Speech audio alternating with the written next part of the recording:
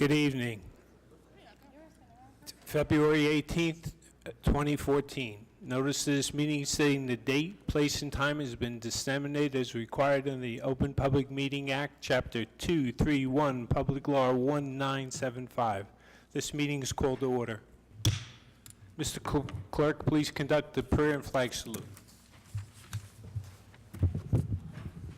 God of the universe, look thou with favor upon these here assembled, and bestow thy guidance upon the members of the governing body in their deliberations. This we ask in thy name. Amen.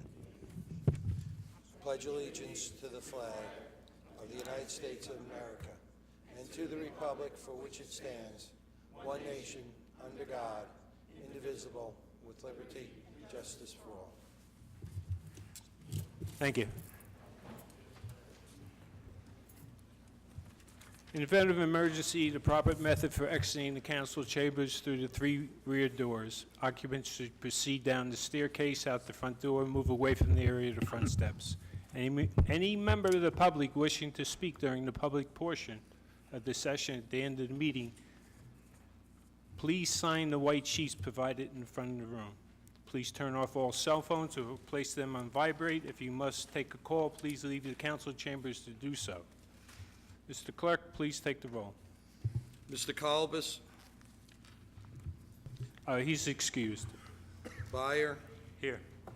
Brown, Here. Armstead, Here. Cosby Hurling, Here. Sadowski, Here. Minichinko, Here.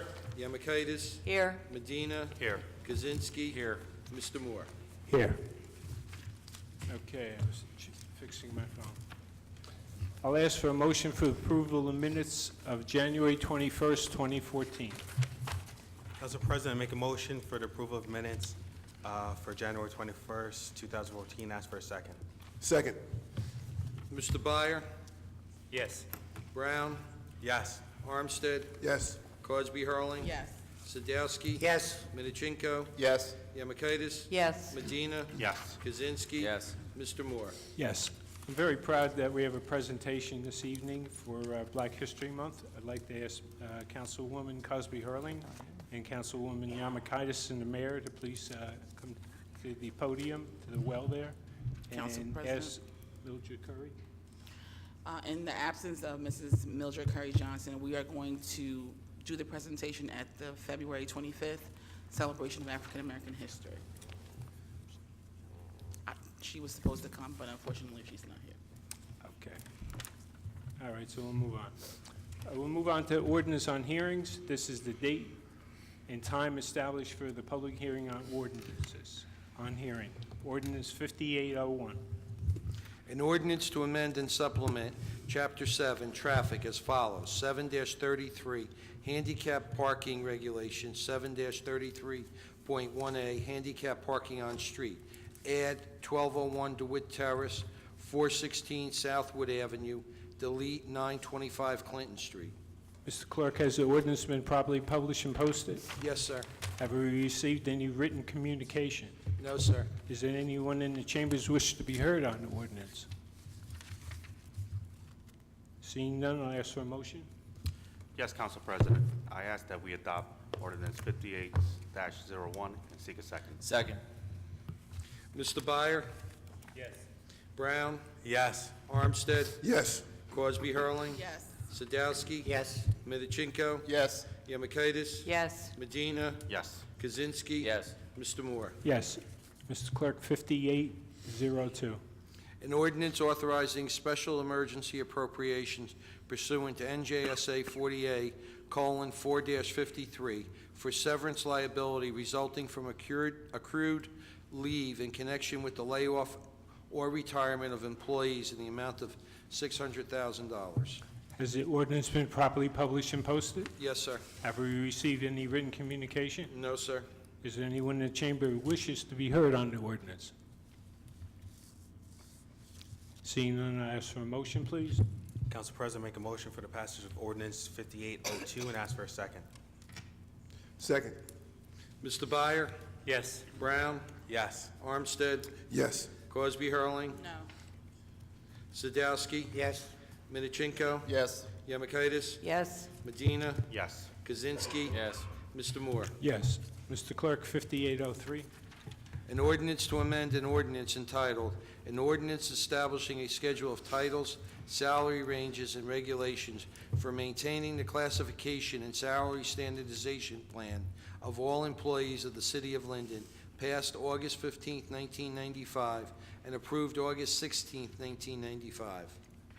Mr. Clerk, has the ordinance been properly published and posted? Yes, sir. Have we received any written communication? No, sir. Does anyone in the chamber wishes to speak on this ordinance? Motion, please. Yes, Council President, I make a motion to adopt ordinance 58-03 and seek a second. Second.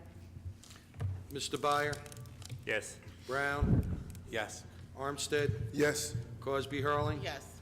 Sadowski. Yes. Minichinko, Yes. Yemakaitis. Yes. Medina. Yes. Kaczynski. Yes. Mr. Moore. Yes. We'll move into the consent agenda. All items listed with an asterisk are considered to be routine by the city council and be enacted in one motion. There'll be no separate discussion on these items unless a council member or citizen so requests. In the event, the item will be removed from the general order of business and considered in normal sequence on the agenda. We have items 1 through 4. Does anybody in the audience wish to remove anything from the consent agenda? I'll ask for a motion, please. Mr. President, I'd like to make a motion that we move the consent agenda and seek a second. Second. Mr. Byer, Yes. Brown, Yes. Armstead, Yes. Cosby Hurling, Yes. Sadowski. Yes. Minichinko. Yes. Yemakaitis. Yes. Medina. Yes. Kaczynski. Yes. Mr. Moore. Yes. We'll move into committee reports, and Councilman Kalabas is excused this evening, so I ask Councilman Byer. Yes, First. Mr. President, I have a report here from the Construction Code. They issued 103 permits, 14 certificates, and they collected $58,469 in fees. I have a small report here from LindenTV 36. Councilman Brown and myself were on that committee, and we're in the process of getting Linden High School sports on LindenTV 36. It's a time that, we started doing that. They used to do it a long time ago, and then when the city took over the channel, they stopped giving us the information to put on the TV. So we're going to seek that out again and put the sports back on television for the people of Linden. And that's the end of my report. Thank you, Councilman. And just for the public's information, Linden's is also carried on Verizon Channel 42. Councilman Brown? Thank you, Council President.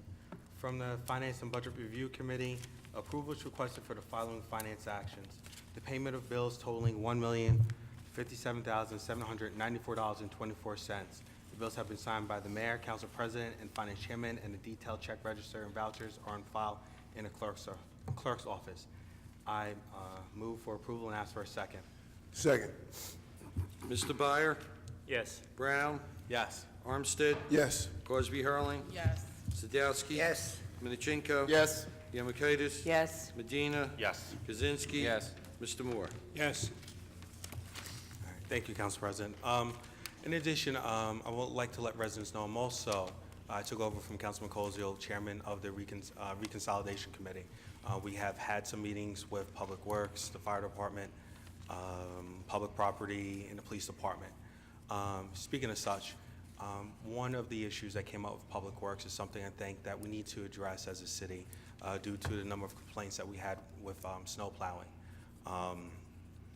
So back on February 4th, we did meet with individuals from Public Property and Public Works to go over some of the issues before the storm. And I guess we have a representative here from Public Works, so I want to speak about some of the issues we are having in Public Works and how it has affected the snow plowing, so residents get a better understanding as far as what the city's going through, and that this is an issue that we will be correcting.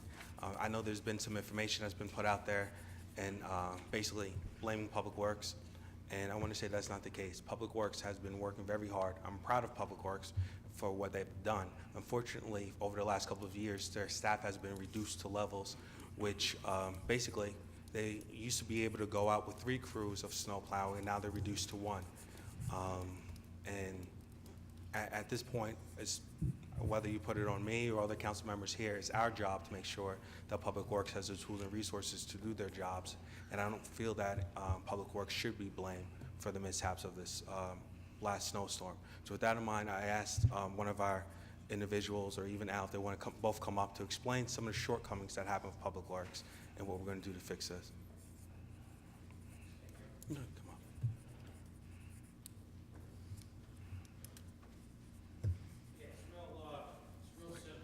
Mr. Scaldino, will you use the microphone, please? Yeah, and Louis, if you turn can, it on too.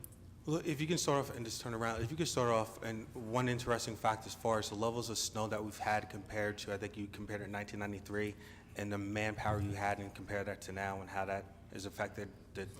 Okay. Push the button there, Mr. Scaldino. And the last time we had a winter like this was probably 93, 94. I remember it well because we bought our house in Sunnyside at that time. We had 6 people in the office. Your microphone went out. You gotta take your finger off. Once it's red, it's on. Red. There it is. There it is. We had 6 people in the office. We had a superintendent, assistant superintendent, 2 general supervisors. I believe we had 7 supervisors and 117 men. Now we have under 80 men, and that includes the girls, and no superintendent, no assistant superintendent, 2 general supervisors, and 4 regular supervisors. The people that we have now that are in the plows, and I could see it myself, they got better this last storm. They've never seen a snowstorm like this. The amount of snow that we keep getting. They don't know the routes like the other guys got. Many years ago, we did away with shotgun drivers. The minute they did away with the shotgun drivers, you lost your training, your method of training the younger guys. So this whole year has been a learning session. But I could tell from the last storm that I think they did a better job. And there was more cooperation from the taxpayers if they get their cars off the road. But I only have 1 shift of men. I have 30 CDL drivers. I need 34. So every storm, I'm 3 to 4 garbage trucks or large trucks short. So every ward gets shorted a truck, but they're dispensed evenly throughout the city. That's about it. And Lou, Thank you, can Mr. I'm Scaldino. not done with my report. Thank you. Lou, can you explain as far as with the CDL license, how we have to then, well, what's the other alternative, how we're using pickup trucks and how does that have an effect? Well, yeah, if we don't have the bigger trucks in the bigger snow, the pickup trucks are taking a beating like you can't imagine. There's some streets we can't even get our garbage trucks down because of the parking issue. So the minute we send a pickup, the pistons are popping all over. I must have went through 10, 15 pistons just last storm. And the reason is you need the big trucks. 9th and 10th Ward, we need big trucks because the streets are wide, it's a big route, and the little trucks are having to do the job. And we're laying a beating on them. I think I went through 4 transmissions. Right out, I think it was 4 transmissions. 2 of them are his trucks from public property. But they're just, we just don't have the resources we had at one time. And the last thing, Lou, I'm sorry, is one of the other complaints residents had was it was a matter of ice. And if you could explain the levels of salt and how that affected the city. Yeah, there's no salt available. So we would normally really salt heavily. I could not salt the side streets. And it's not only us, it's the county can't get it, the state took most of the salt. We have right now, if we got an ice storm in Linden, I could only do the main drags. I could only do and that's it. I don't think anybody, I think not Perth Amboy, Jersey City just got a delivery of 100 ton. And thank you, Lou. Any members of the audience have any questions for Mr. Scaldino? Thank you, Lou. Thank you. And lastly, while Lou represents Public Works, Al McDonald represents Public Property. And briefly, if Al can talk about, I know one of the other complaints was the train station as well as Wood Avenue. Now, Al, he represents a lot of the public property guys who would shovel these, and Al can explain the levels that we're at with that as well. Over the past several years, we've experienced downsizing. Your microphone's off there. We've experienced downsizing across the board. I think that's become pretty apparent in all aspects of city services. Along with the plowing, of course, the snow removal. We used to do snow removal on Wood Avenue, and I'm sure that everybody here can attest to the fact that we no longer do that. We do the best we can with the resources that we have. Our manpower is roughly we're about 35% down from where we were 10 years ago. When that happens, there are going to be deficiencies along the way. I think overall we do a pretty good job with the resources that we have. However, there are going to be substantial differences from where we were 10 years ago. As Mr. Scaldino said, with the plowing, less trucks on the road, less drivers. We also have less manpower to do the snow removal as far as sidewalks are concerned, and just in general, the overall appearance of the city. We are maintaining what we have to maintain, but we no longer are able to do the extras that have been done in the past, and I think that is where the deficiencies are at this point. But there's not a whole lot that we can do about that in this situation as far as the downsizing is concerned. When you're 35% down across the board in manpower, equipment, and budget, which is exactly where we are right now, this is where it, when we have a situation like this with the amount of snow that we had a rough winter, I think it becomes apparent at that point. Mr. McDonald, just real quick, roughly how many guys do you have that, I guess, that take care of you have these snow levels, take care of the parks, Wood Avenue, the train station? Well, in the public property division, as far as manpower is concerned, as far as what we would generally have for snow removal, we're down about 30%, from around 30 people to around 20 people.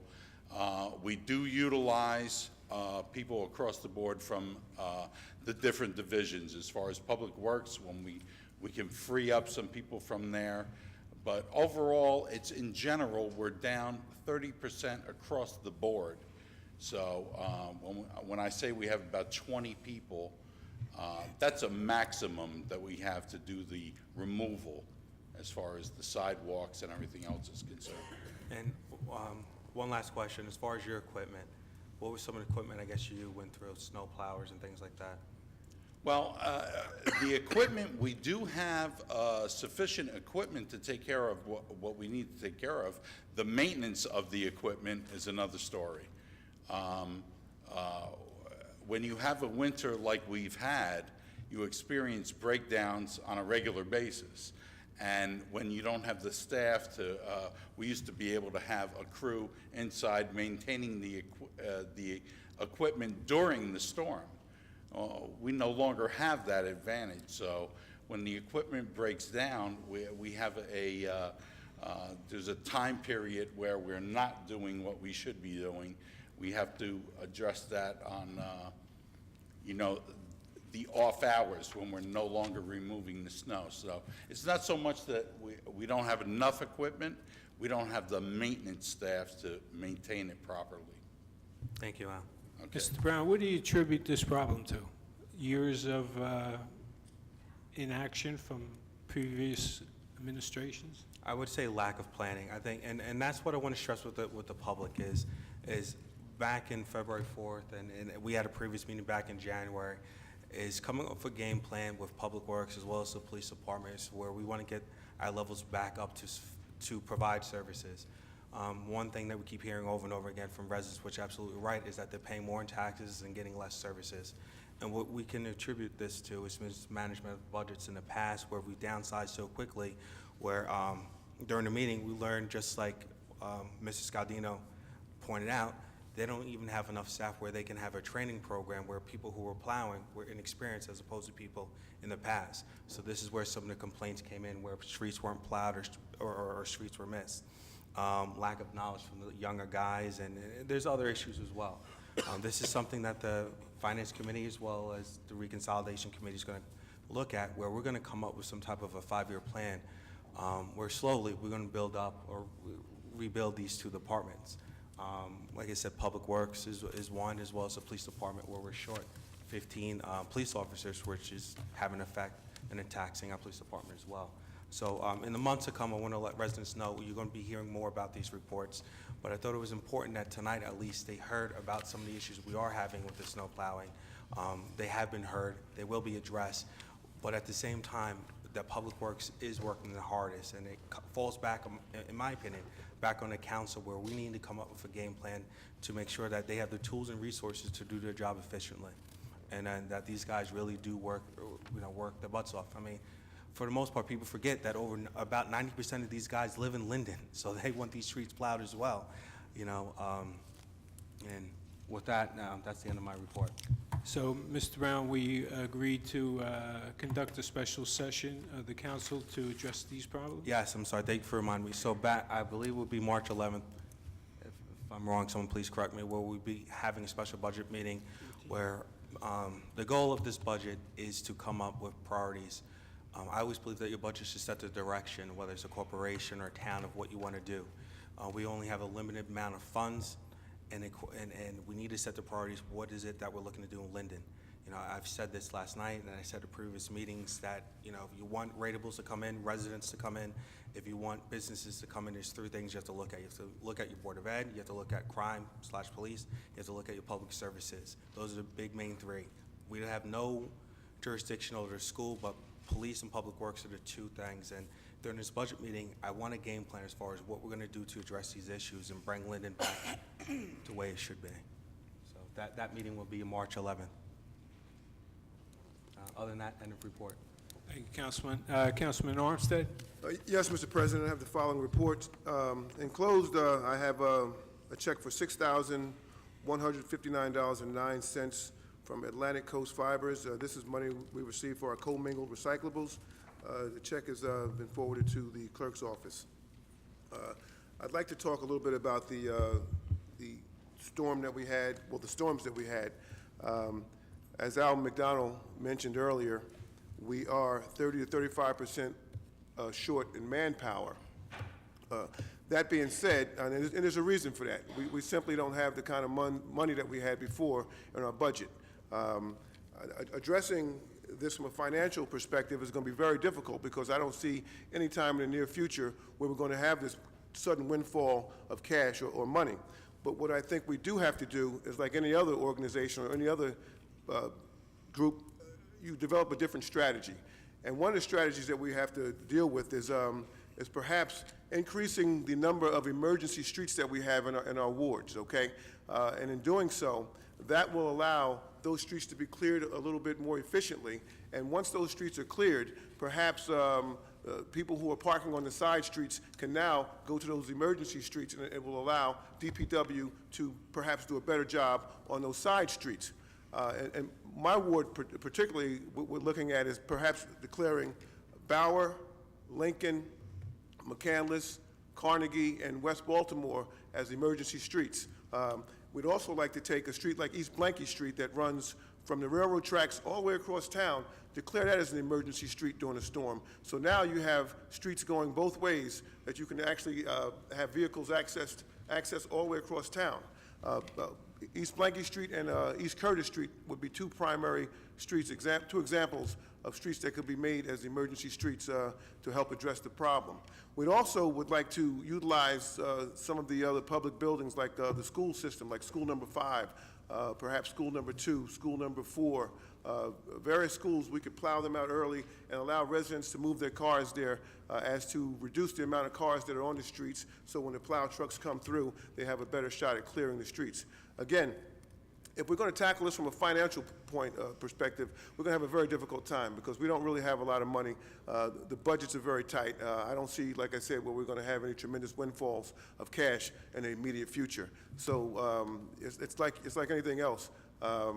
You know, you have to, even in our households, when things are a little tighter, we tend to do things a little bit differently. In my house, we turn the thermostat down a little bit more because we don't want to have that big heat bill. So, you know, the city, we have to do the same thing with our departments, and I think if we tackle the snow removal problem with the same sort of energy, I believe that we can, we may not solve the problem totally, but I think we will have a better, we'll make conditions a lot better than what they were, and we won't experience the same amount of the same amount of problems.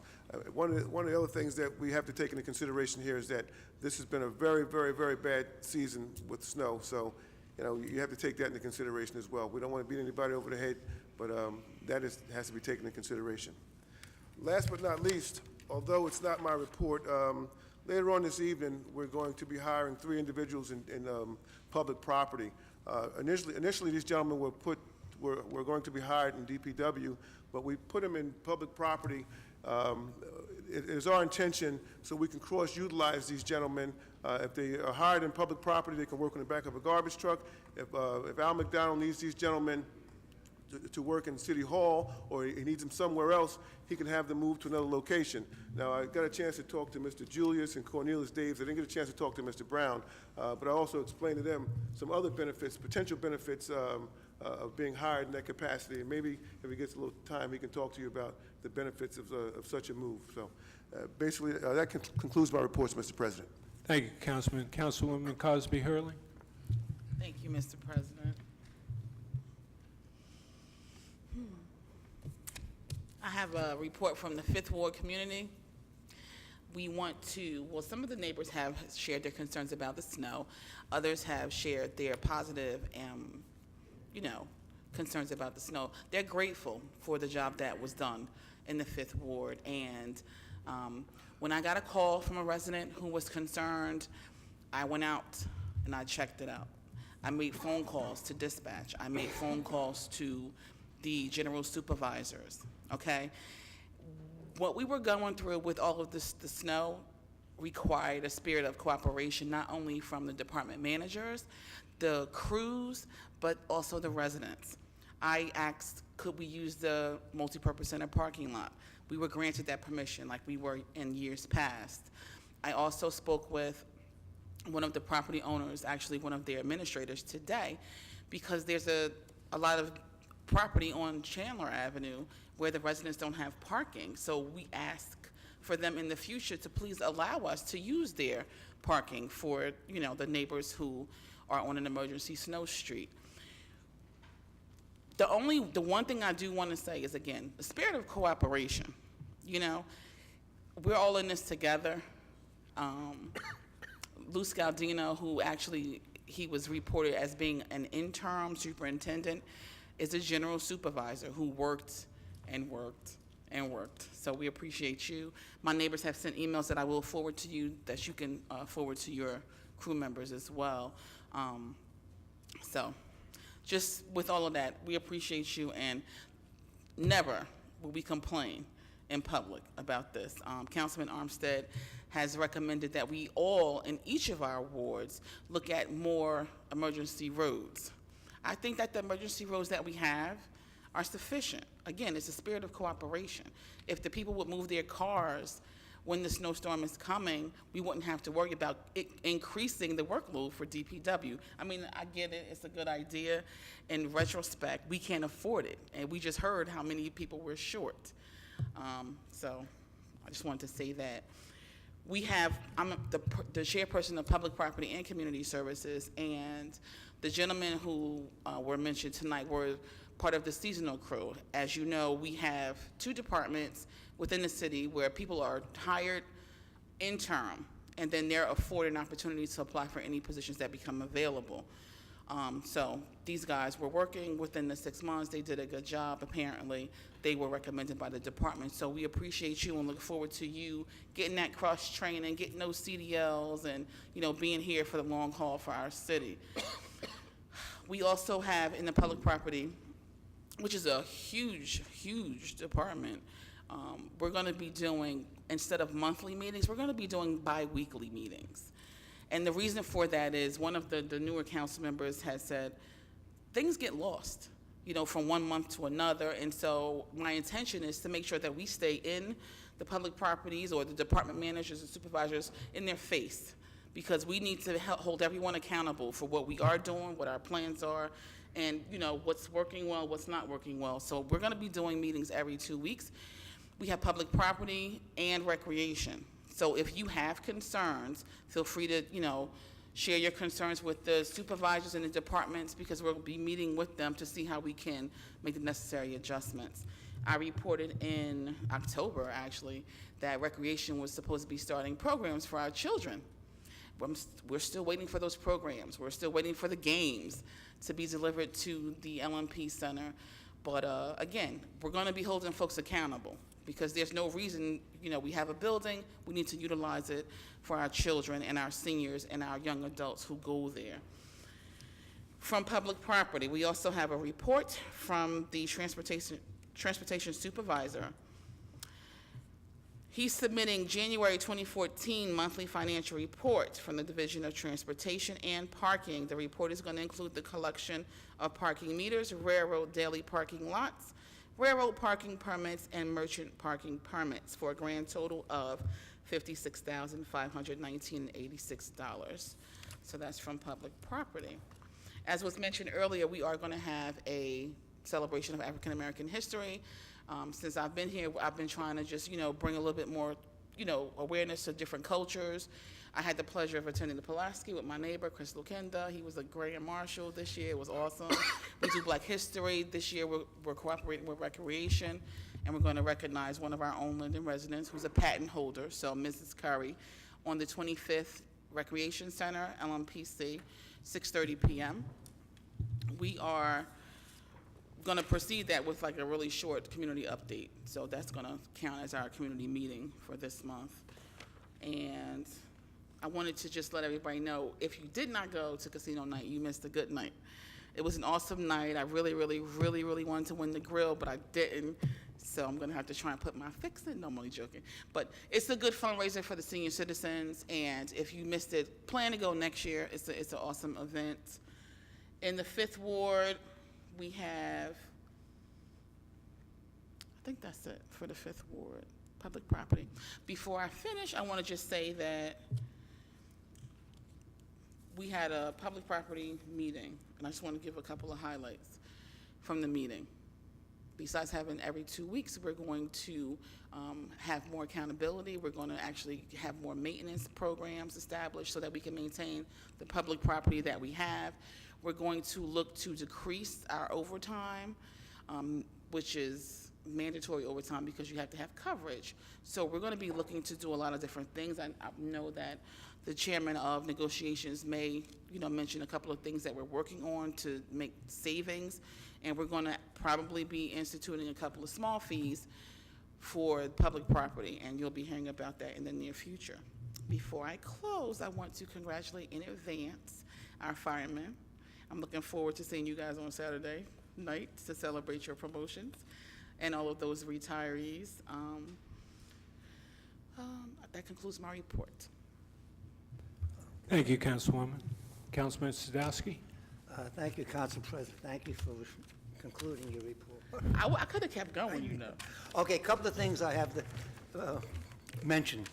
First, the City Clerk's Licensing Division is submitting this monthly report for the month of January 2014.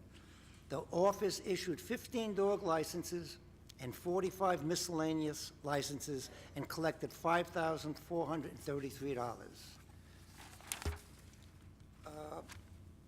The following license, permits, and transcripts issued to the City Clerk's office during the month of January 2014 and fees received have been turned over to the municipal treasurer of the City of Linden. Total transactions were 464. City revenue was $6,488.62. State revenue, $325, which gives us the grand total of $6,813.62. This was from Mr. Calabas. First, I would like to congratulate all the firemen who got promotions. I'd like to, William Haskell for getting the deputy chief, and for the following: Sal Principato, Ronald Montez de Osa, Michael Fernandez, and Chris Rooney. Congratulations, you deserve the promotion, so we're looking forward to this. Okay, in the 6th Ward, most of it was with the snow, I know. Everyone's talked about that. I really don't want to get into it that much, but if you compare this city with other cities, they did a good job. I think what killed us all was the freezing. In the 6th Ward, right around St. Teresa's, they are putting in pipes, water pipes. They stored them in the street. So if you can picture the snow, these pipes, everything snowed in, it got pretty tight there. One instance, person couldn't get out of the driveway. We called them up. They did move the pipes, which I didn't believe they would. So it's tough. Please, help your neighbors out. We had a couple of complaints, but like I said, move your cars, please. If the snow comes, try to move them off. Use neighbors' driveways and that if you get permission. Someone had asked about using St. Teresa's parking lot. That's a private enterprise. I would have to get permission from the church to use that as free parking. And the priest, I haven't seen the priest, so to ask him that. One of the constituents, who mentioned his name, was supposed to come up here tonight in front of council and talk about this. He said he probably wouldn't make it. Let me just real quick, I said I would bring up his problem. He has 2 homes on Style Street, and what happened was one home, they blocked his driveway with ice, which happened right away. Everyone got that. And the other one was on the corner of Linden and Style Street. They blocked the crosswalk. But as we mentioned, after that first night, it was all ice.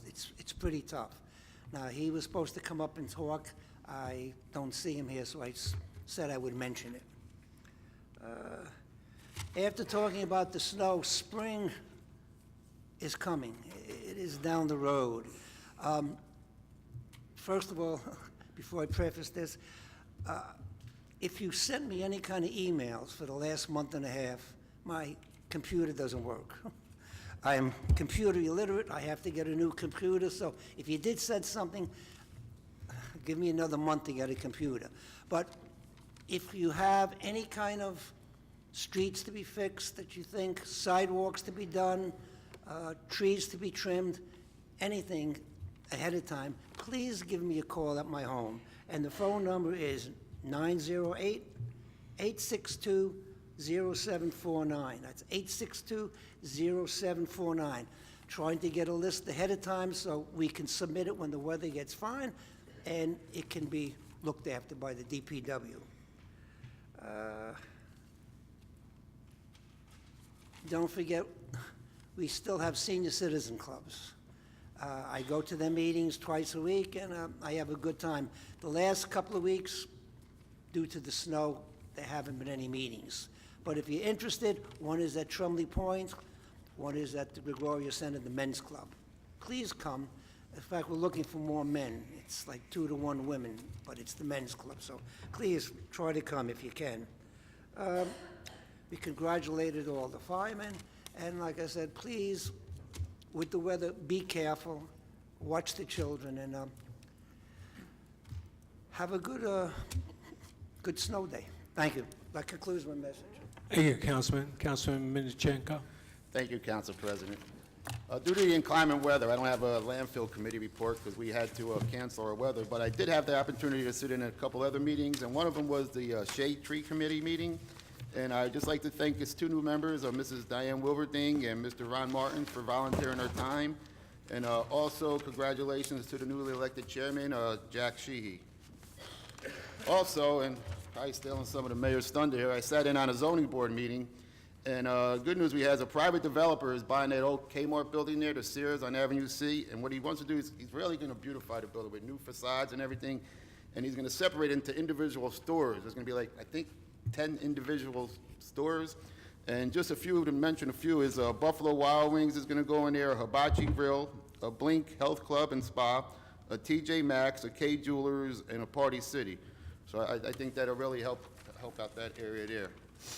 Also like to thank the residents of the 7th Ward for the last snow we had.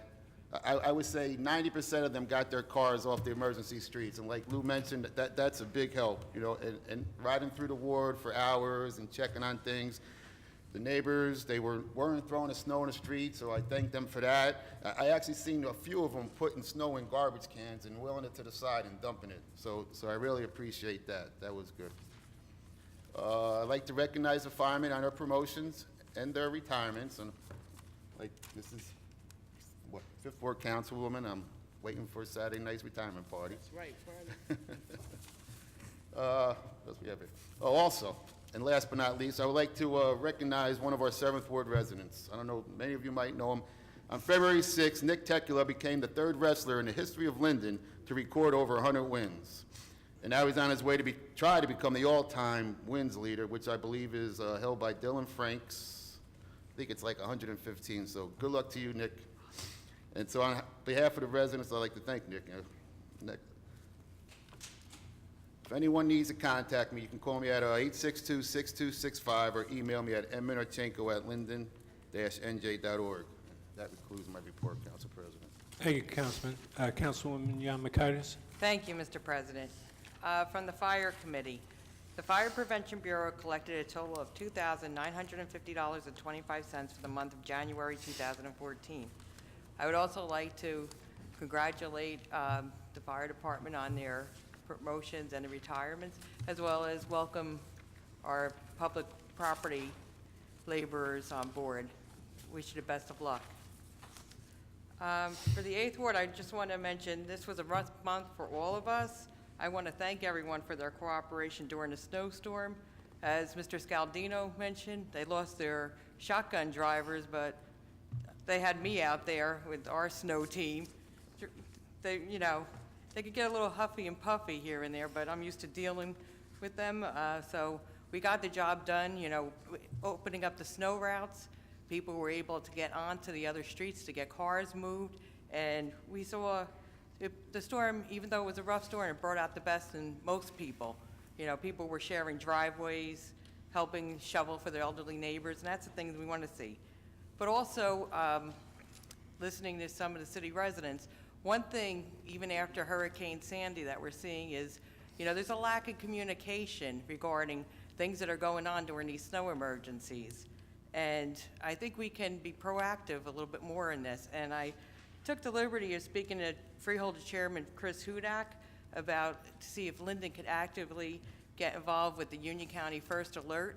And this is a feasible thing.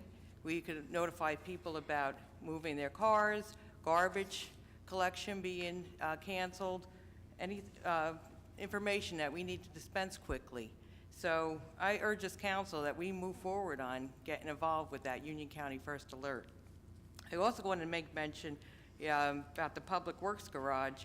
We're still not up and running on the 700 Lower Road, so we were also battling tight quarters trying to get equipment out. So I'd just like to thank everyone for actively working together, the police, fire department shoveling out the hydrants, and the Public Works, and the residents. Everybody working together was able, got through this. So thank you, everyone.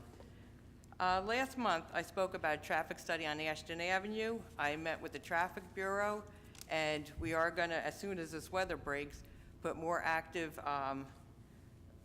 police presence there to see if there's a pattern with the speeding, and also look to put up more signage. And we're looking into the feasibility of putting a speed bump to slow drivers down coming out Route 1 and 9. I'll be having a community meeting soon as the weather breaks, and I will update you more on that.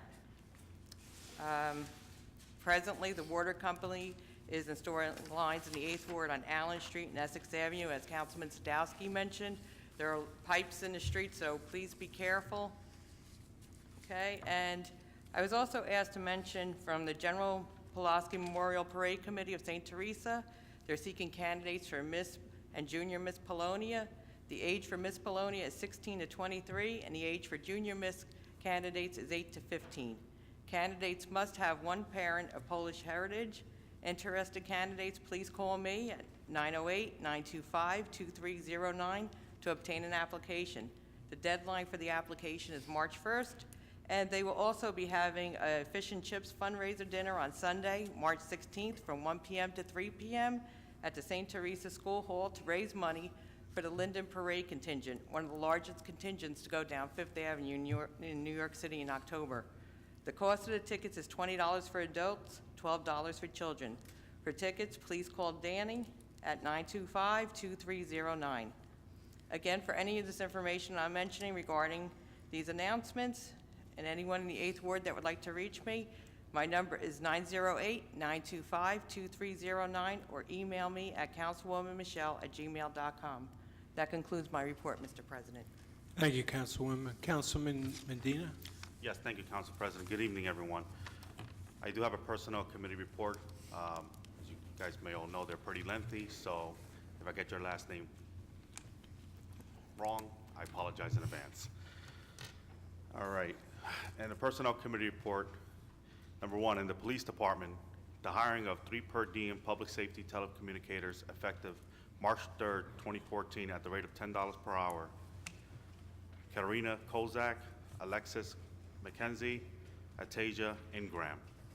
Number 2, in the fire department, effective March 1st, 2014, the promotion of William Haskell to the position of deputy chief at the annual salary of $140,666, subject to the retirement of Deputy Chief John Trout.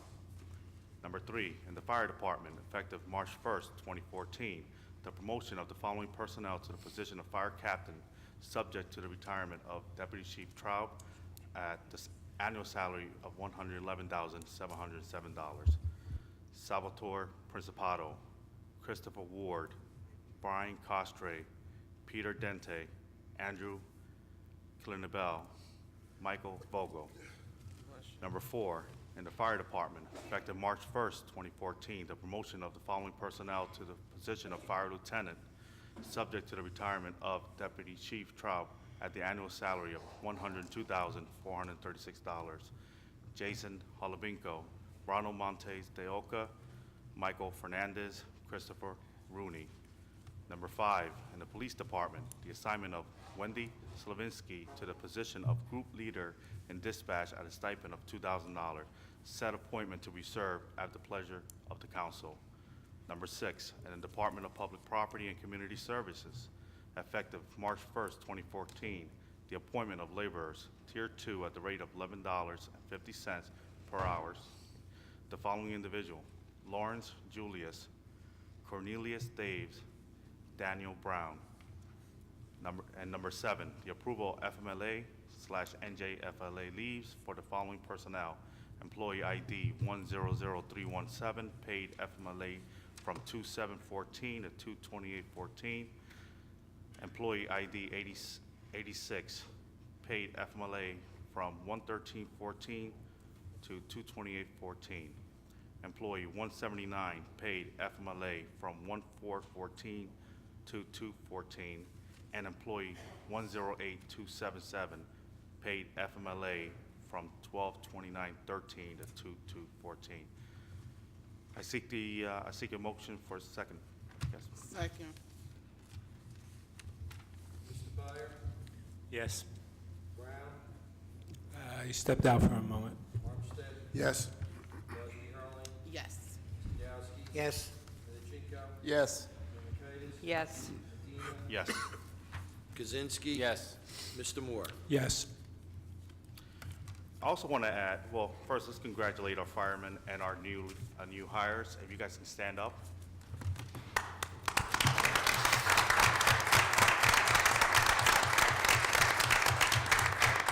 Congratulations, gentlemen. Wish you guys all all the best and continued service to the cities. And I also want to mention, since we're in the fire department and the FMBA really came through this year for the city, not only by addressing the issue with the supervision.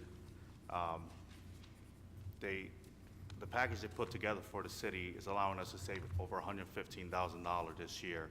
So just wanted to let the public know that they came through for the city. They addressed the issue with the supervision, and they're going to allow the city to save $115,000. So it's definitely opening up some positive doors for future negotiations and future dealings with the fire department. So I just wanted to put that out there. And again, thank them for allowing us to work together. Thank you. Thank you, Councilman. Councilman Kuczynski?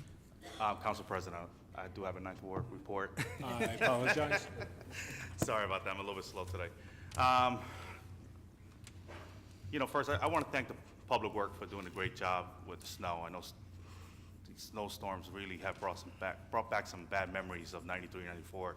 When Louis mentioned 93, 94, I was a kid, so I was probably playing football on the streets, or, not the touch, the tackle type. So, as a kid, I enjoy those storms, but as an adult and a homeowner, getting these storms, these weekly storms, is pretty rough on everyone. Moving the cars, cleaning the cars, and shoveling, and it's pretty rough, especially for the seniors. And but I do want to thank the Public Works Department. They've done a fabulous job with the resources that we have and the manpower that we have. And I just have my fingers crossed that we saw our last storm, and we will see spring pretty soon. I also want to thank our police and fire. They were out there during these storms, responding to emergency. Again, they're out there on these bad roads, so I want to thank them for doing a great job and continuing to service the city. I also want to touch base on the recently installed permit parking along Northwood Avenue on the side streets. Been receiving a lot of positive feedback on those streets. The streets are actually clearer now. Before, when it used to snow, we had another Roselle on our side because it was all Roselle residents, and the streets couldn't get plowed. Emergency vehicles couldn't get down those streets to turn onto Northwood Avenue.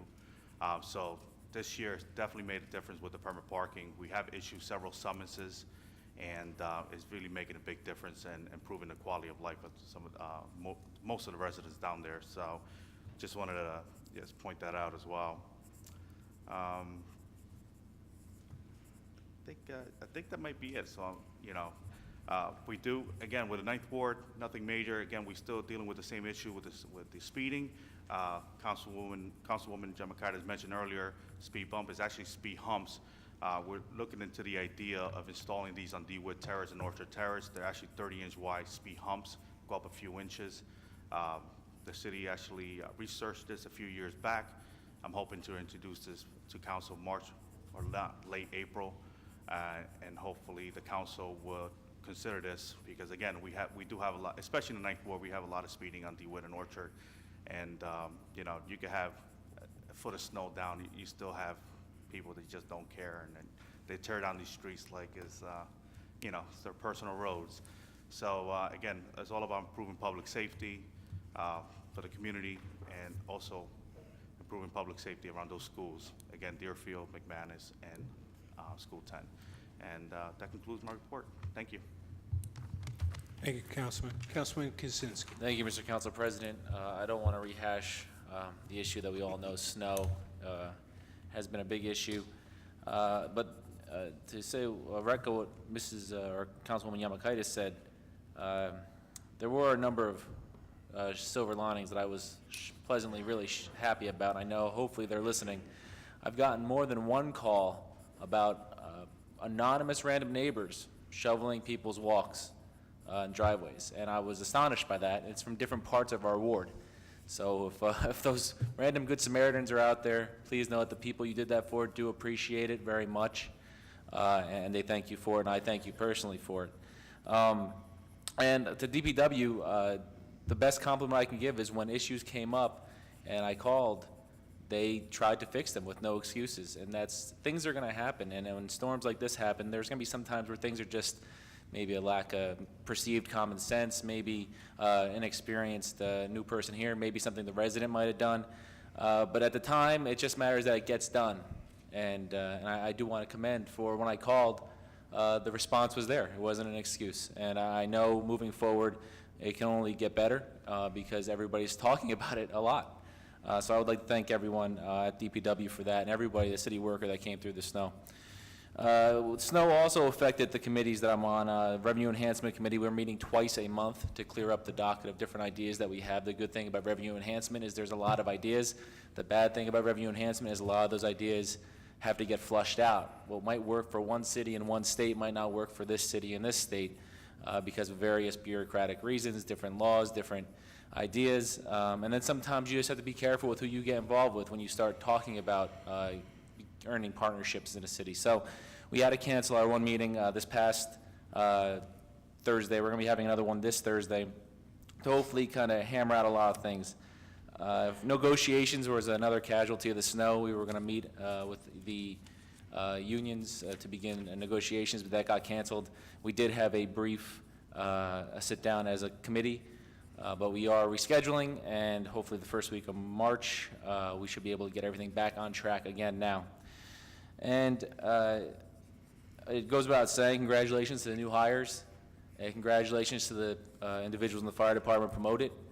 I've worked, the last 2 years as chairman of the fire committee quite closely with a number of you, and also I know a couple of you just from living in Linden. And I would just like to say congratulations. The promotions are well deserved, and the ability for the union to work with the city should give residents hope, because there's rules to the games that we set out, whether it's through state laws, whether it's through contracts, or through whatever. We just playing in a game that has rules. When people come together to try to find ways to make it work, we might not like the game, we might not like the rules, but when we can make it work, that's all the more amazing. So I'd like to thank you for working with us, and also congratulations and best of luck in your continued careers. So if anybody has any questions or concerns, you can give me a call at 908-463-9234 or email me at akaczynski@linden-nj.org. That concludes my comments, Mr. Council President. Thank you, Councilman. We'll move into the mayor's report. Thank you, Council President. I'm going to be brief since most of the councilmen stole my thunder, but that's what happens when you're next to last. I'd just like to also congratulate all the individuals that were promoted tonight. I wish you a very successful career in the fire department, and it shows that we have quality fire officers who are striving to be the best in the city of Linden, and we have a fire department that is the best in Union County, if not the state of New Jersey. And I also have to thank the FMBA and the Superior Officers Association for working with the city of Linden to get through some of the speed bumps that we're facing in our fiscal budget.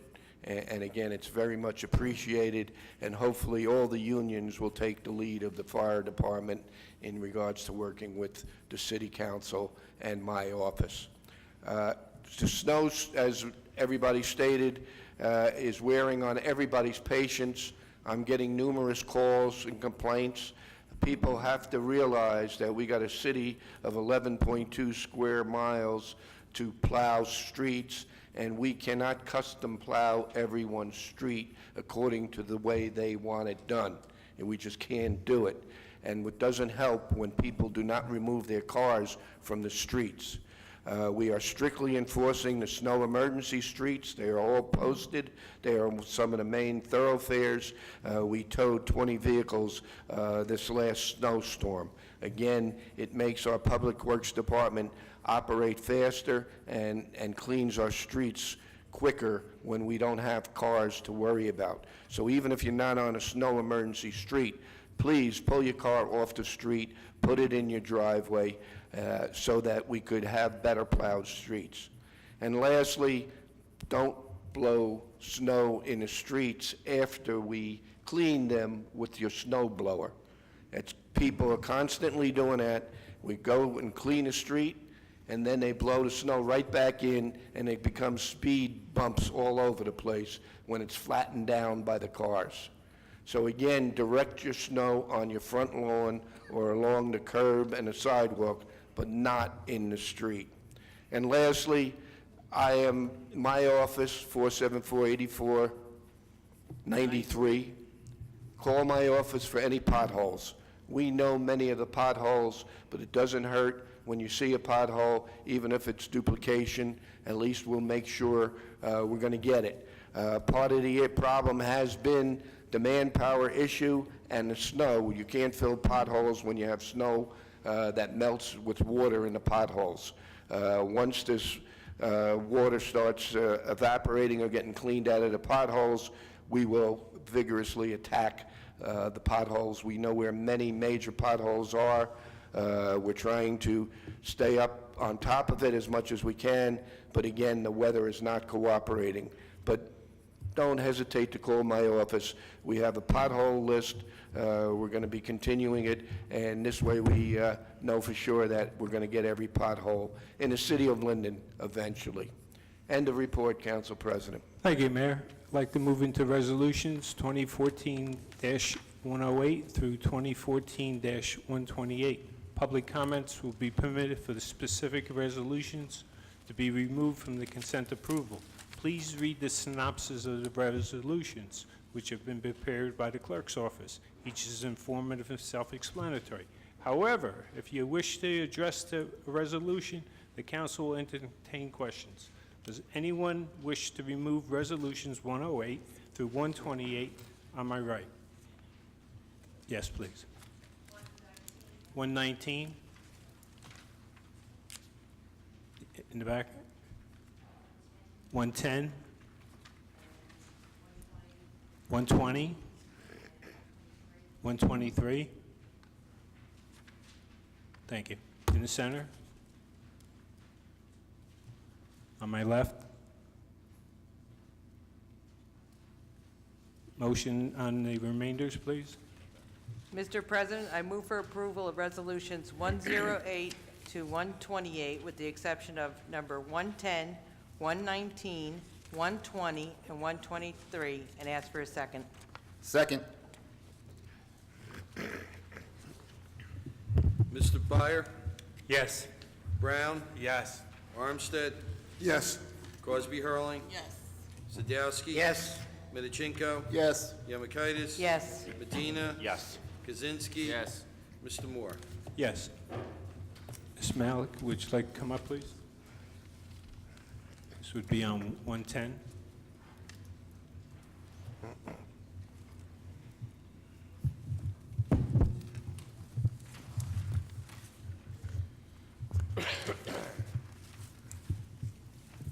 When they talk about the ambulance remount for the fire department, this is a regular ambulance? Chief Rizzo? Yes. What this is we are taking the box of an existing ambulance and mounting it on a new cab and chassis. The one that we have right now, the motor blew on it. It would be too much money to replace that. It has over 100,000 miles on it, so we're going to use what we have, put it on a new truck. Okay. And the other things, when we had our other ambulance service, I thought Linden owned those ambulances. Did they, or am I incorrect in saying that? No, they were not. They were owned by the Linden Emergency Medical Services. Okay. And were we ever able to maybe buy them at like a good price, or? No, they sold them to someone else. Okay, thank you. Thank you very much. Ms. Wolverding? On 119. Motion, please, on 110. Mr. President, I move for approval of resolution 2014-110 and request a second. Second. Mr. Byer? Yes. Brown? Yes. Armstead? Yes. Crosby Hurling? Yes. Sadowski? Yes. Medichenko? Yes. Yemakaitis? Yes. Medina? Yes. Kaczynski? Yes. Mr. Moore? Yes. I wanted to ask for a little more explanation on this one. Ms. Wolferdink, this is a resolution which I provided to the council, put forward. Similar one's been done in Clark. What it addresses is the Department of Environmental Protection brings lawsuits against corporations that have done pollution. One example is the Agent Orange facility, Shamrock, in the Passaic River. When they bring this litigation, there's no protection for the municipalities. What happens is the corporate actors have understand how to game the system, and they name every municipality around that may have a tenuous tie to the facility. You know, our sewer pipes happen to go into the bay, so we were named in that. It's a major litigation called Occidental. About half the state is involved in it, and now we've been named in another one, so it's seeking our representatives to maybe address some laws that will reinforce that the municipality should have protection when the DEP is bringing a lawsuit to recoup money for the taxpayers, and the corporations are then suing the taxpayers to have them front the money going in a circle. We're trying to address the situation so that the taxpayers aren't footing a bill for what was really private corporation pollution. Oh, okay, good.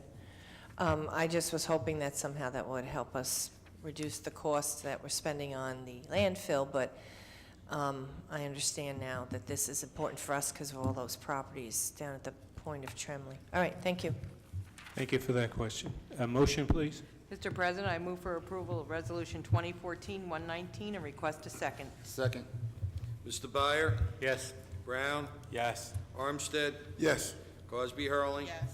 Sadowski? Yes. Minichinko? Yes. Yemakaitis? Yes. Medina? Yes. Kaczynski? Yes. Mr. Moore? Yes. On 120, Ms. Malik.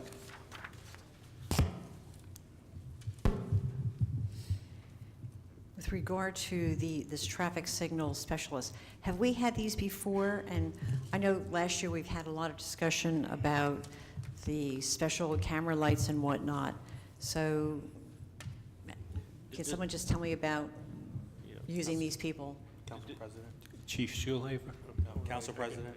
I can And also another question about how much? Council Yeah. President? Mr. Hudak, will you yeah. This is, respond? this is General This isn't red light Electric, as we bid this contract out, we've had them for a number of years. This is fixing all the traffic signals, this has nothing to do with the red light cameras, this is the regular traffic signalization. They fix the lights and the boxes. Thank you. And the fee Mr. for Brown, this? you have a comment on that? Yes, Council President, yes, this doesn't have to do with the red light cameras. Al McDonald can talk more about this. He has the information. It's not the police department, it's on the public property. And also the amount that we're spending for this 6-month period? Just With your permission, Council President, I know Al's been working closely with the finance director, and she's not here. Mr. McDonald? He can speak about it. He has more information, yeah.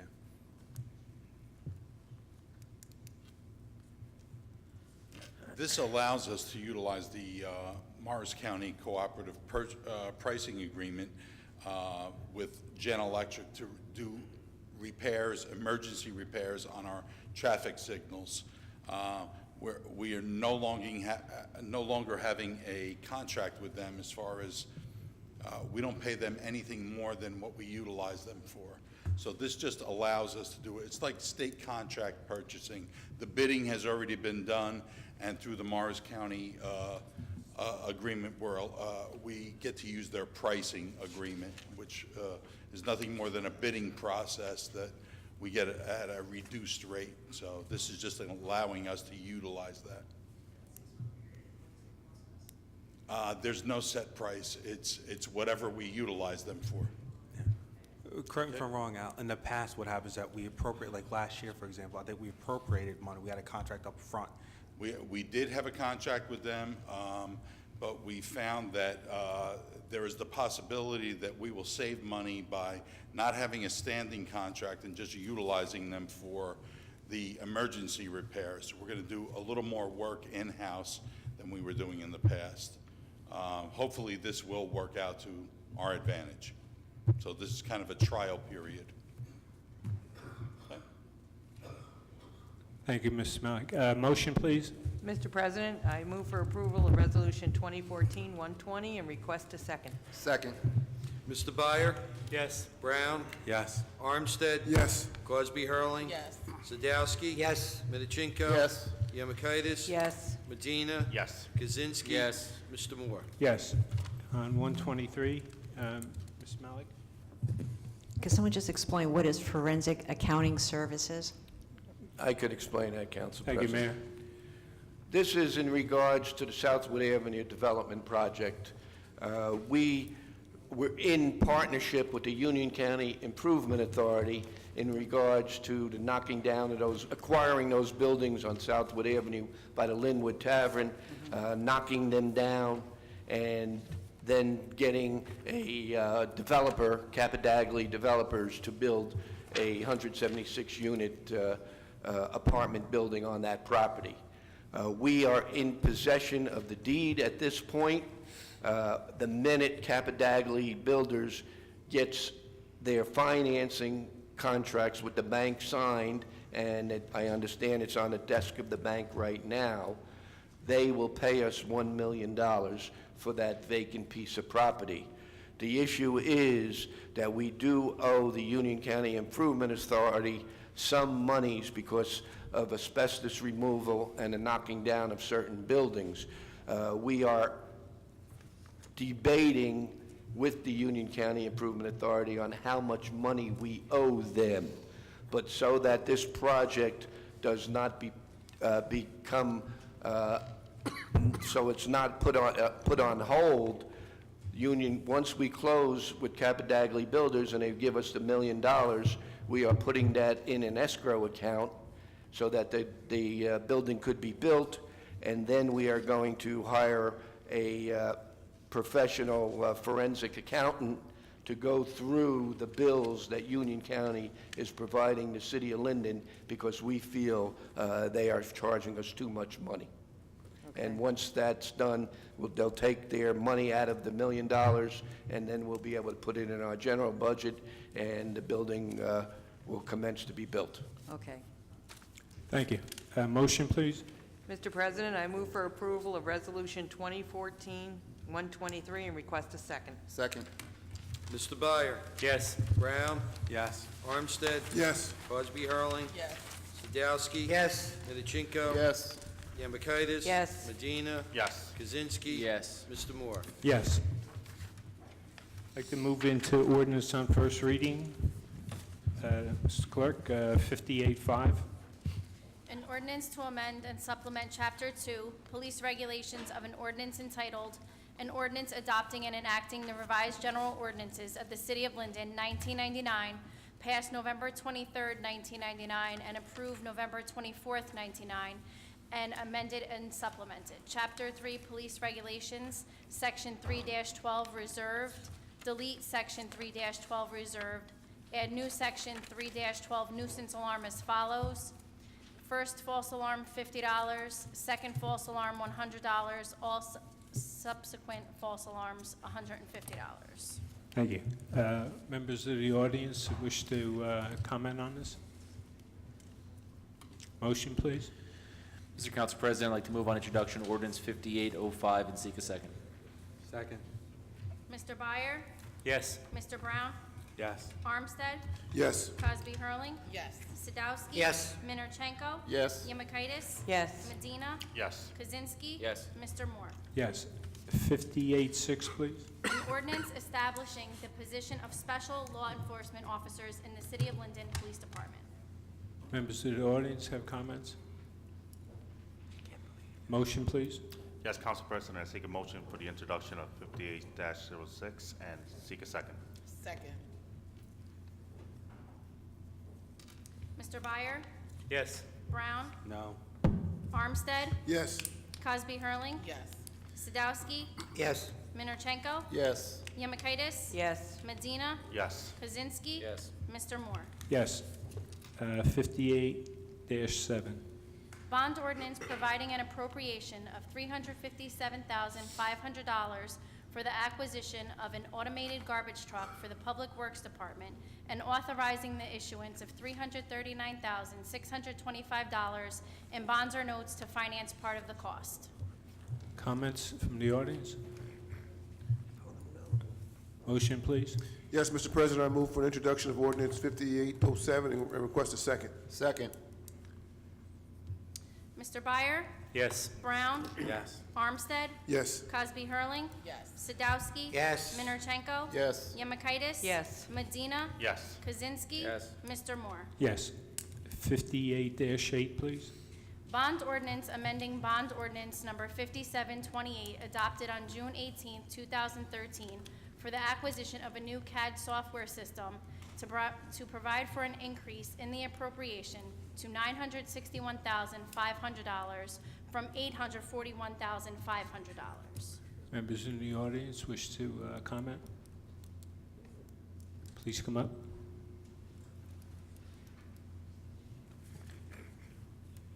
I just wanted to basically ask a question, if you can expand on what the CAD software system was again? Is this that cloud-based program that they were talking about putting into the police department? Chief? Thank you.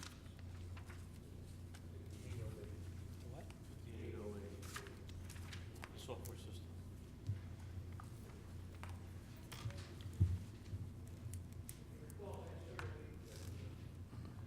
Police Chief, your mic. Okay, if you recall, last year, we passed a bond ordinance to purchase new CAD and record management software for the police, fire departments, and central dispatch. This cost here is an additional cost. It's associated with retrieving information from our old software vendor and transferring that onto the new software. There's a cost for that. Because every computer software vendor has proprietary language, and that the old company is the only one that can interpret it for us and translate it.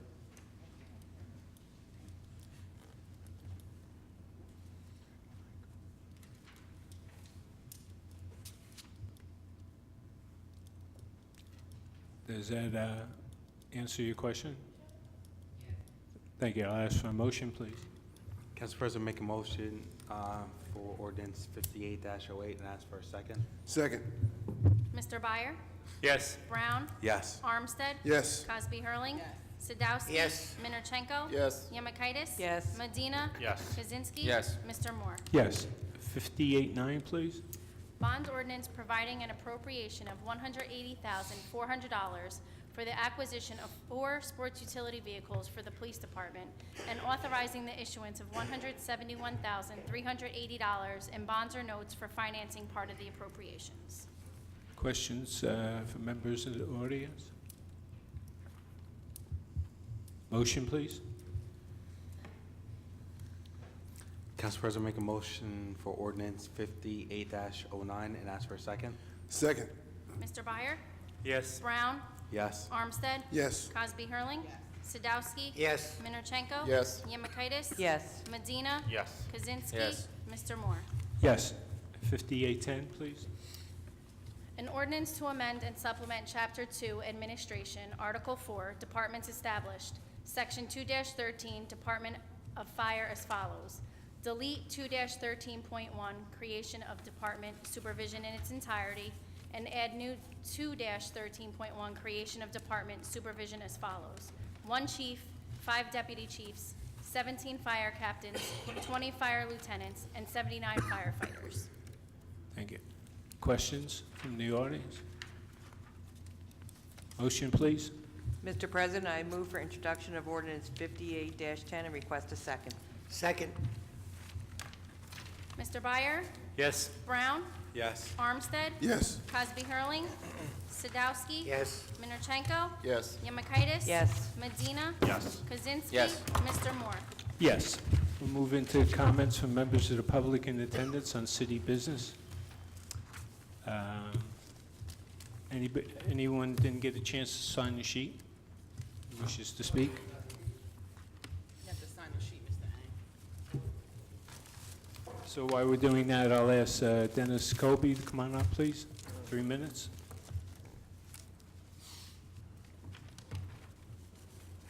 You're welcome.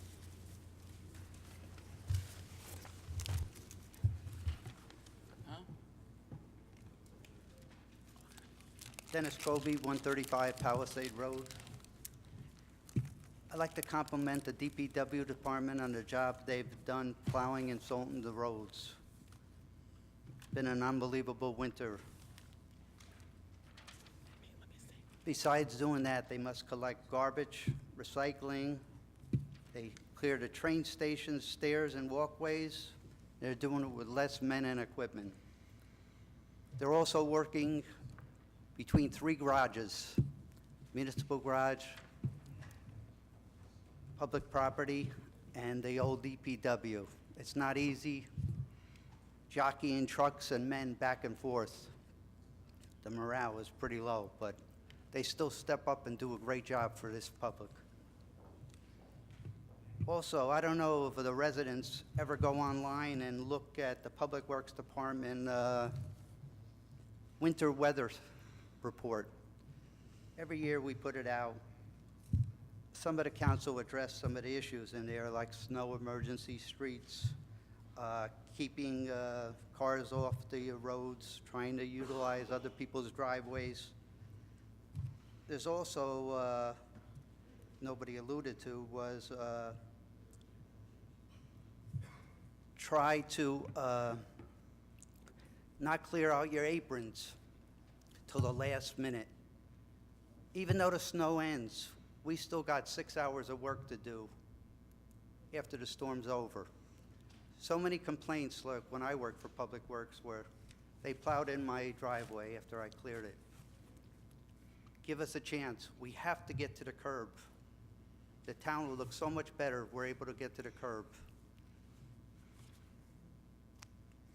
So I have to say that they're doing a tremendous job. I just wish maybe council in your newsletters, maybe put it out there right before winter time. This Public Works winter weather report. Put it on TV. It'll help maybe keep the residents off the street and less complaints. One thing I wish we would do, though, is on Wood Avenue to Business District. I used to plow from Wood Avenue to Roselle Street, and it used to bother me at 11 o'clock at night after the businesses would close, there'd be people parked on Wood Avenue. The next morning, that car is still there, we're done plowing, and Wood Avenue looks horrible because 1 or 2 vehicles were on the business district of Wood Avenue. I heard somebody say that they towed about 20 vehicles. I hope we stay on top of that because it would be nice to have Wood Avenue clean. But again, thank you. And I'd like to congratulate the employees who were promoted and the employees who were hired. Thank you. Thank you very much. Mr. Gibbons, Donald Gibbons.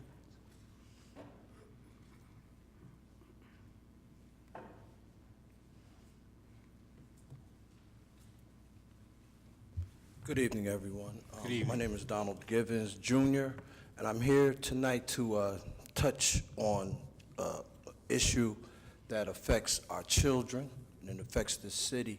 And it's about what's going on at the John Street Recreation Building, but actually it's much bigger than that. The system of cronyism that has run prevalent in this town for many years, how we wind up with people running important departments in Linden that, first of all, that they don't even come from Linden. Secondly, we get stuck with people that I believe that really don't care about Linden. They care about a paycheck. I'm going to read my statement. We have a major problem. Like I said, it's not just about my issue stems from the rec center because I deal with children and I want to work with the city. But like I said, it's bigger than that. How did we? The rec center is a mess. We're having the police called over there to keep the staff from killing each other. You understand? It's all kind of foolishness. And I was there this morning. I go there on a regular basis. This is not me talking from across the street. I'm there. I want to read this, and this is how I feel, and a lot of citizens in this town feel now. I'm here today to discuss what I think is a long overdue problem, issue in the city of Linden. The system of hiring practices and cronyism. How do we wind up with the wrong people in positions that affect our children and our city? I feel that the entire recreation department, from top to bottom, needs to be overhauled. My biggest issue is how do we wind up with people running important departments in Linden that don't even come from Linden or from Union County, for that matter. Volpe, Essex County, McDonald, Essex County, Luciano, Essex County, and now Lance Henderson, Essex County. We have now a person running the John Street Center that does not come from here. I understand he's a friend of Al McDonald's. That's how he got the job. I don't know how Wally Dixon was overlooked for that job, but he would have been the perfect person for that. The John Street Rec Center, in my opinion, is a failure because we don't have the right qualified people running it. The system that has been put in place here for many years, a system I believe that's been going on since John Gregorio, has failed, and it's failing our children, and it's failing the city. The system that allows people who have no connection to Linden other than to collect a paycheck has got to stop. There are many qualified people who are raised in Linden that are overlooked because they will not play the games. My father, Donald Gibbons Sr., Wally Dixon, myself, just to name a few, have been pushed away and outcast in our own town because we will not play the game. The recreation department is a failure in my opinion because you have people running it, employed by it, that do not come from here, and frankly, I don't believe that they care about Linden other than to collect a paycheck. I'm here today to let you all know that there's a coalition of people. People are tired. Your job is to serve. When you are a council person or the mayor, whatever, you have to serve. That community, that center is not serving the public. It's been here over 20 years. And Rashana just, and no fault of hers, she just spoke about starting things. Been here 20 years and we're still trying to start things at that center? I got a problem with that. We couldn't even get a basketball league. This all stems from me asking Mr. Henderson why the basketball league wasn't happening this year. To this day, to this moment, he hasn't called me back. 1 minute, sir. Okay. In my view, we need a clean sweep of the rec department. Everyone who has been a part of it, of this system, for the past 25 years, they really should go. We need to start from scratch, employ people, first of all, who come from Linden, and secondly, people who really care about the city. This is not so much about Lance or the others. It's about the system. We have a system of cronyism that must be broken in Linden. If you don't play, you don't get paid, it has got to stop. Our children and the people of Linden are suffering because of it. Thank you. Thank you, sir. Gretchen Hickey?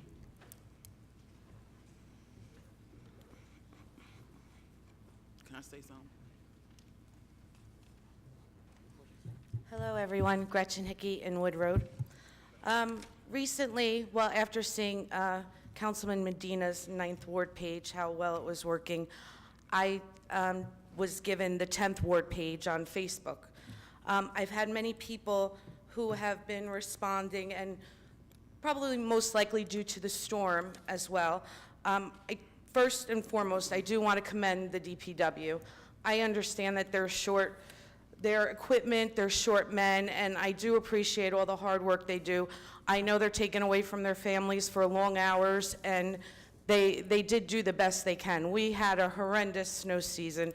Hopefully we won't have any more, but who knows? But I did have some comments from people from the 10th Ward who weren't able to come here, or maybe they're afraid to speak, but they're issues, not complaints necessarily, but they're issues that they'd like to see maybe put forth in the future and be resolved. So I'm just going to rattle off a few different things. First and foremost, one of the big problems is around the Lindcrest apartments with University Terrace, Hollywood, Academy. Those streets are just so tight. The people have nowhere to park to begin with, and obviously, even around that area, there isn't really an area that we can even have the people park for situations like this. So what happens is they go and they park around Kent Place, around Deerfield. Some of the cars have been left there for 3 weeks at a time on Kent Place. So it isn't fair to those residents, and it isn't fair to the residents in the apartment buildings as well. So maybe we can, in the future, come up with some kind of solution, whether it be one side of the street parking or permit parking for Kent Place.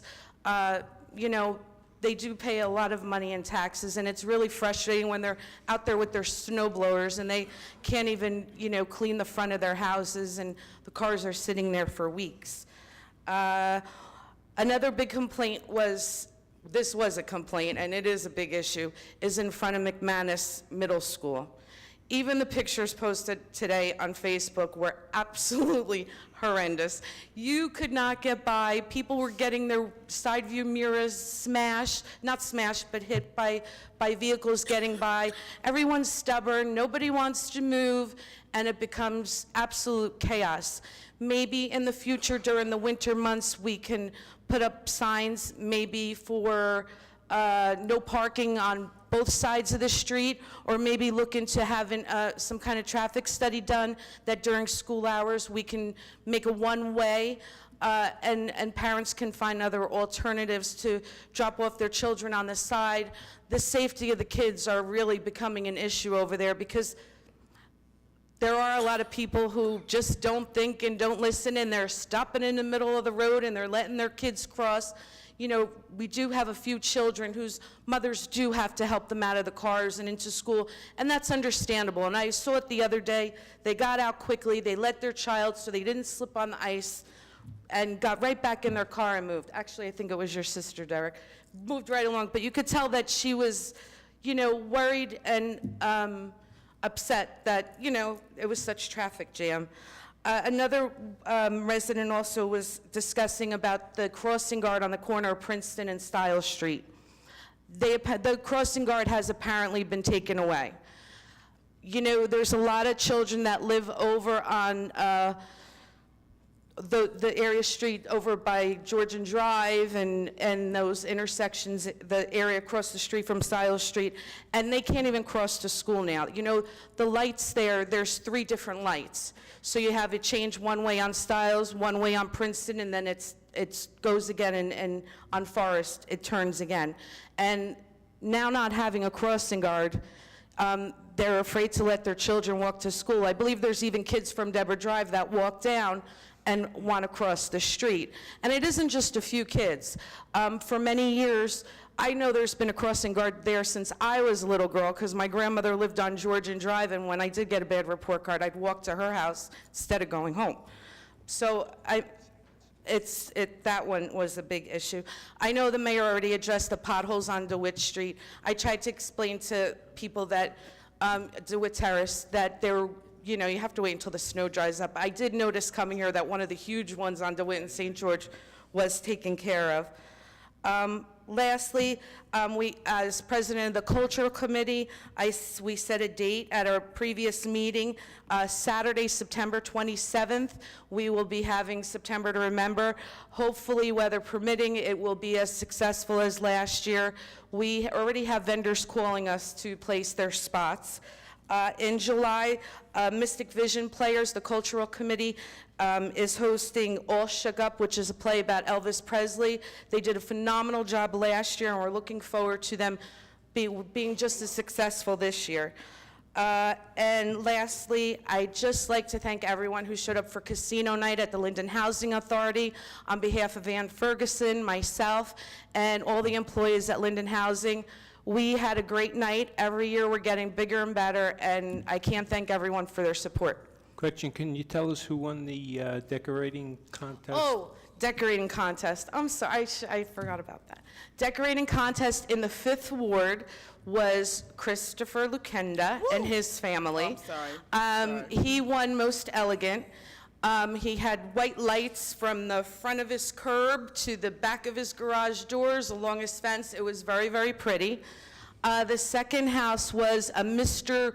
Ward. He was in the 3rd Ward, and he was on the corner of, help me out? Clark and Union, I believe. Well, let me tell you, this man was so excited and enthralled. When I went to his house, he had every decoration going from hockey nets to football goalies.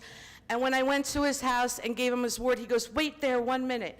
He went into his home, he brought out an award, a plaque for Mayor Gregorio from 1994, which must have been sitting on his end table. And you know what? It made his day, and he was just so, so excited. And the last family was on Kent Place, Liz Welsh, the Welsh family. They won for most decorative, most lights, colorful. So they were all very happy with everything, and it was a nice little event that we did. We're hoping next year we can have a winner in every single ward, because I hate leaving anyone out, and hopefully all the council members will help us choose, and you can leave something off of me and the mayor for a change for making all these tough decisions.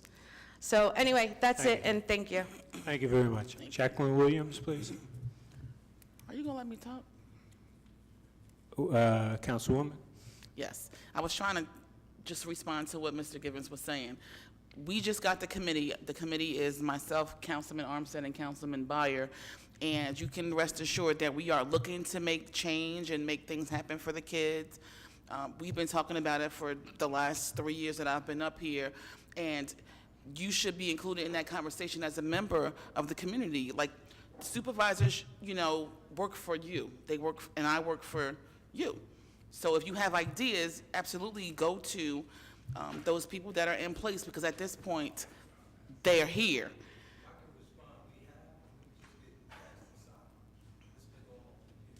We'll talk about it offline, but it's our job. Again, a spirit of cooperation.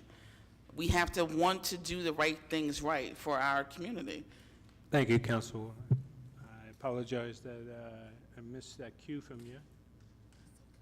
Thank you. And that will bring us to Speaker Jacqueline Williams.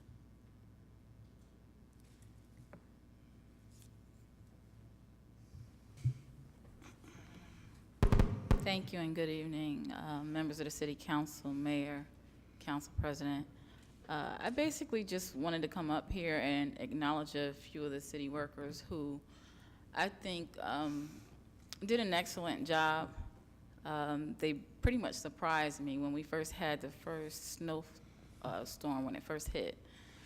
I got off the train, it was late at night, of course, because the train system was shot. But by the time I got home, it had to be around 8 o'clock at night. And to my surprise, there were some gentlemen riding around in a pickup truck. I believe they were from the Recreation Department, don't quote me. But I asked for their names because what they did was unbelievable. They were there patrolling the lot by the train station, and they helped each and every individual, especially the women, dig out their cars. It had to be about 8 feet of snow there, and I, for one, was very thankful because I had no clue how I was going to be able to get out of that spot, and they saw me trying to kick the snow with my feet because I didn't have a shovel or anything. So I promised them that I would come and let the mayor know about their good deeds. One of the gentlemen's name was Ashton Giles. The other one just said Joey, and the other gentleman that was with them, I didn't get his name, so I do apologize to him for that. But I just wanted to just thank the city for having such good workers. I also wanted to thank some of my neighbors who, every time a snowflake fell, they were plowing out my property and my driveway. I do appreciate that.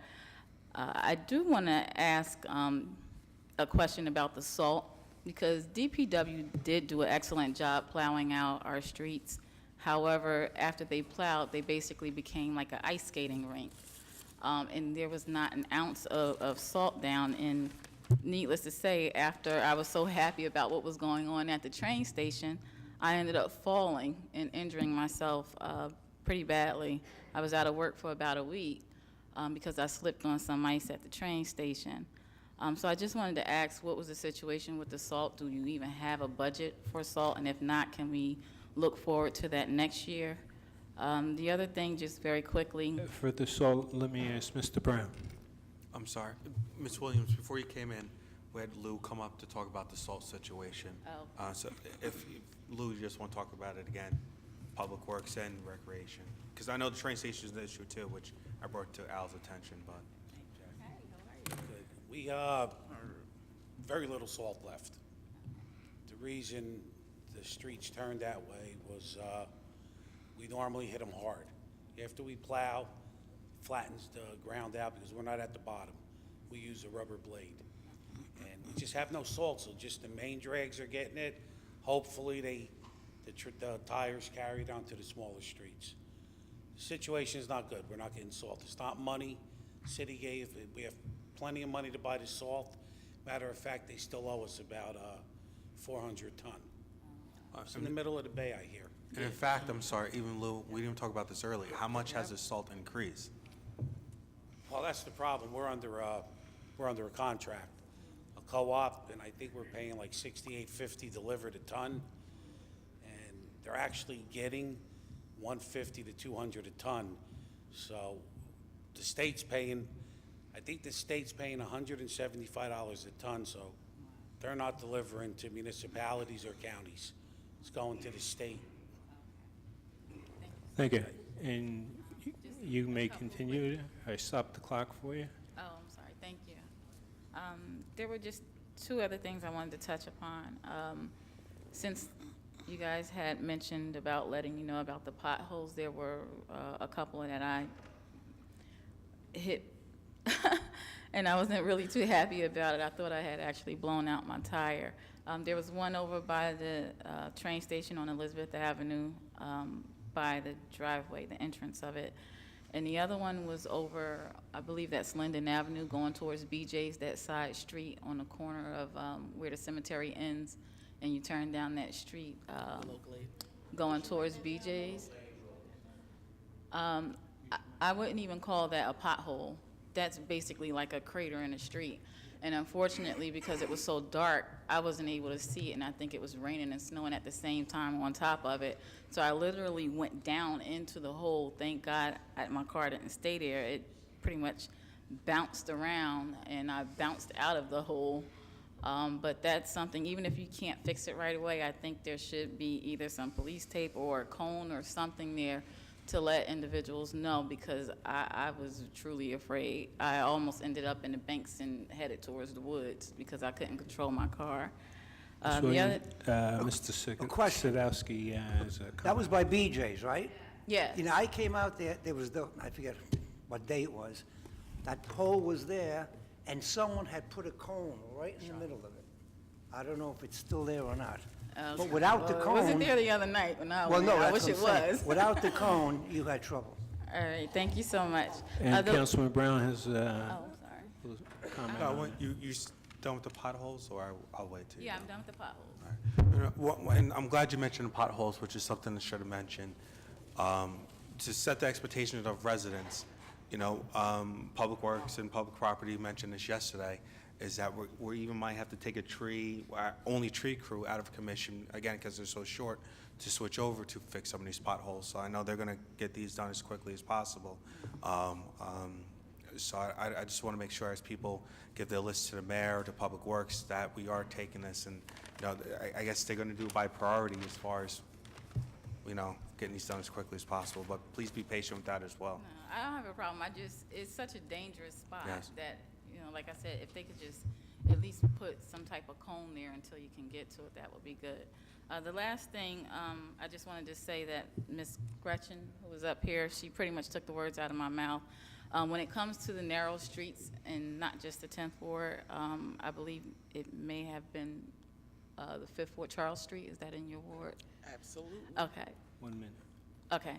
I think it would be a good idea to turn some of these narrower streets into one-sided parking, especially when it snows really bad. I took my daughter to drop off her girlfriend after they came from the movies, and I could not once I entered the street, I couldn't get out because another car was coming from another direction, and there were 3 other cars behind me, so I couldn't even back up to let this person pass by. So we literally sat there for about 5 minutes staring at each other like who's going to move, because I can't go to the left or to the right because there are cars on both sides of me. So I do wish that the city council would consider making some of these smaller streets a one-way. Thank you. Thank you very much. Can I Mr. respond to that? Councilwoman Cosby Hurley? On Charles Street, our challenge on Charles Street is we have a large apartment building, we have a 6th family. People did not utilize what was offered to them, which was the use of the LMPC parking lot. People want to park in front of their house and they don't want to move. I've requested a traffic study for Adams Street, and we have issues over there. One-ways aren't that easy.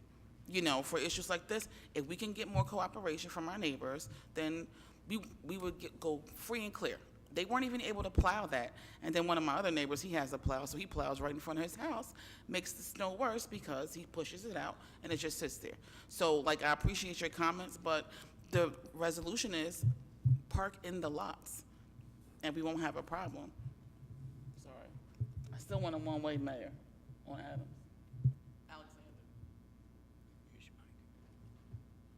All right, thank you, Councilwoman. I ask Ronald Yang, come up, please.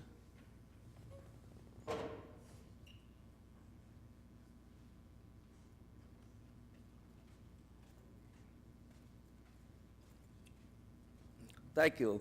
My name is Ronald Eng, and I've lived on Hudson Street for 10 years. I want to thank Councilmember Crosby Hurley and the mayor for asking me to attend last night's caucus meeting. And I'm very, I was surprised and thankful that the people at the caucus felt that whatever I had to say was of sufficient interest that not only would be willing to listen to me again, but also have members of the people present here and those listening on cable television about the problem. I entitled my remarks, Reasons for Us to Urge Super Walmart to relocate elsewhere to help other areas with their cheap prices. I say Super Walmart, not the Walmart here already. I'm not in favor of having them be asked to move. Let me see, where am I? Let me give, since I've lived in Washington, D.C. for 26 years, let me give my New Jersey feeders. I'm sorry? 4 minutes. Okay. I was born in Newark in 1943. My parents worked the laundry in Newark and East Orange. I was raised in Catholic schools. I went to Blessed Sacrament in Newark and Our Lady of All Souls in East Orange. My father was good enough to help pay for my tuition to Seton Hall Prep in South Orange. I won scholarships to go to Stevens Institute of Technology in mechanical engineering. I got my degree in '65, my bachelor's. I won a Ford Foundation Fellowship to attend Princeton University's engineering school, and I graduated there from '68. After that, of course, I had to find jobs sometimes elsewhere. So I basically had a major career in Washington, D.C. So let me give you the kinds of things that inform my thinking. But I also agree that I may be mistaken about what's happening here because I have not been party to discussions or been part of the community meetings that I hear occurred before I moved here. Anyway, the jobs I've had include being energy manager for the DC public school system. I was responsible for creating an energy master plan for the 100 schools in accordance with a congressionally mandated ability to upgrade the DC public schools. I have been a staff member of the DPW's Office of Policy Development, in which I was involved in such things as be part of a team to create an RFP for $100 million trash transfer facility and alternatives to landfill problems with the state of Pennsylvania. Mr. Yang, you have 2 minutes. Thank you. That's part of it. So I've also been legislative committee clerk for the D.C. Council's Committee on Public Works. If I have a moment, would you ever consider volunteering for a board or a commission to, public service? I've done a lot of that in D.C., but right now... I'm sorry to throw you off. No, that's okay. We can talk about that later. Anyway, to get to my concern tonight, as I said, I want Super Walmart, not the locator. Let me give you my reasons. First of all, let me get perfectly clear. I'm an individual at this point. I've worked at Pathmark as a cashier for 6 years. However, neither my union, my management, or Jim Glass of ShopRite have asked me to come here. So right now, I speak as an individual. Okay, my personal concern is the following.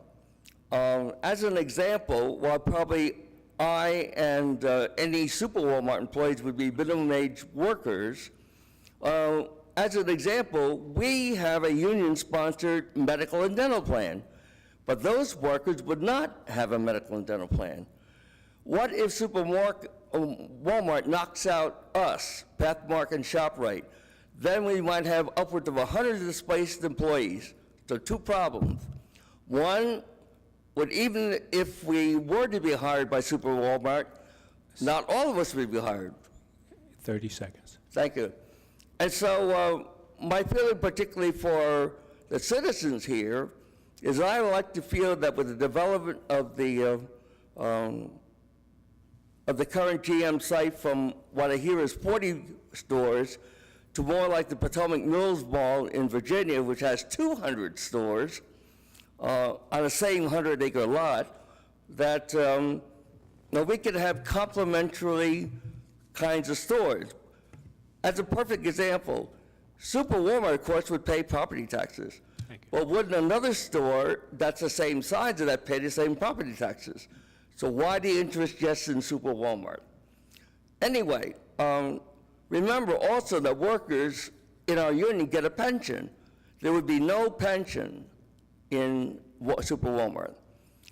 You're right, as a citizen, I've testified before the D.C. Council on budget matters, including the unfunded $5 billion unfunded deficit for pensions for police and firemen. Your time's up. I'm sorry? Your time's up. Okay, thank you. Anyway, I'd be quite willing to prepare remarks and submit them to the council. Anybody in the public who would like a copy of those remarks can call me at 908-925-5242. Would you be willing to hang around at the end of the meeting and speak with me for a moment? Yes, sir. Thank you. Thank you. The following council meetings will be as follows. Council conference meeting Monday, March 17th, 2014 at 6 p.m. in the council conference room, City Hall, 301 Northwood Avenue. Council conference meeting prior to the council meeting Tuesday, March 18th, 2014, 6 p.m. in the council conference room, City Hall, 301 Northwood Avenue. Council meeting Tuesday, March 18th, 2014 at 7 p.m. in the council chambers. I ask for a motion to adjourn. Motion. Second. Mr. Byer. Yes. Brown. Yes. Armstead. Yes. Crosby Hurling. Yes. Sadowski. Yes. Medichenko. Yes. Yamakaitis. Yes. Medina. Yes. Kaczynski. Yes. Mr. Moore. Yes. Good night, everyone.